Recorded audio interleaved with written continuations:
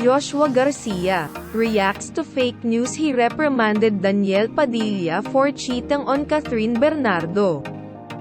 Hindi pinalampas ng kapamilya aktor na si Joshua Garcia ang isang post sa Facebook na nagpapakalat ng maling balita sa pagkakaugnay niya sa hiwalayan nina Daniel Padilla at Catherine Bernardo. Si Joshua ay kilalang malapit na kaibigan nina Daniel at Catherine. Ayon sa post ng nasabing account noong December 9, 2023. Nilaglag daw ni Joshua si Daniel nang magbigay ito ng statement at ibinuking nitong totoong may relasyon di umano si Daniel at Andrea Brillantes.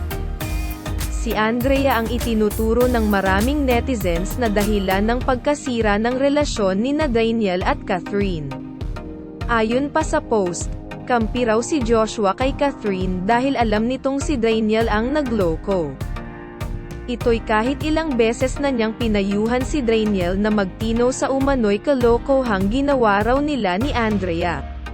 Mababasa sa post, published as is. Joshua inilaglag si Daniel Padilla. Joshua Garcia alam pala lahat ng kalokohan ni Daniel Padilla. Si Joshua ang pinalit ni Daniel kay Dominic. Sorry bro DJ, but this time I'll go for Kath.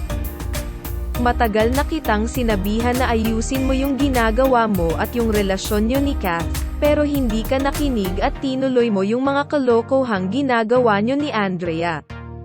Akala ko makikinig ka pero lumalabas lang ata sa tenga mo yung mga sinasabi ko sayo. Yung sa Spain with Andrea, totoo yun. Sorry bro pero hindi kita pagtatakpan.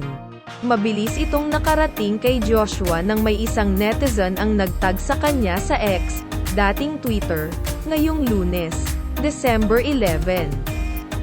Nang screenshot ng nasabing Facebook post. Saad ng netizen na nagbigay pansin kay Joshua, published as is, at I am Joshua Garcia. Oh ang dami na uto mga tao nga naman. Hindi talaga maiwasan na madami peren ang mga uto-uto. Mga madali paikutin ng fake news, how sad haha. Agad itong ni-repost ni Joshua. Kalakip ang maikling caption na, fake news. Katniel breakup. Noong November 30, 2023, halos magkasunod na nag-post sa Instagram sina Catherine at Daniel para i-anunsyo sa publiko na nagwakas na ang 11 taon nilang relasyon. Sa kanilang statement, kapwa nila pinasalamatan ang isa't isa dahil sa ilang taon nilang pagsasama hindi lang bilang magnobyo at magnobya kundi bilang magka-love team, ang Katniel. Bahagi ng pahayag ni Catherine, I'm well aware of the rumors and speculations going around, and as hard as it is to put everything into words, I want you to hear it straight from me. It's true that Dij and I have decided to part ways.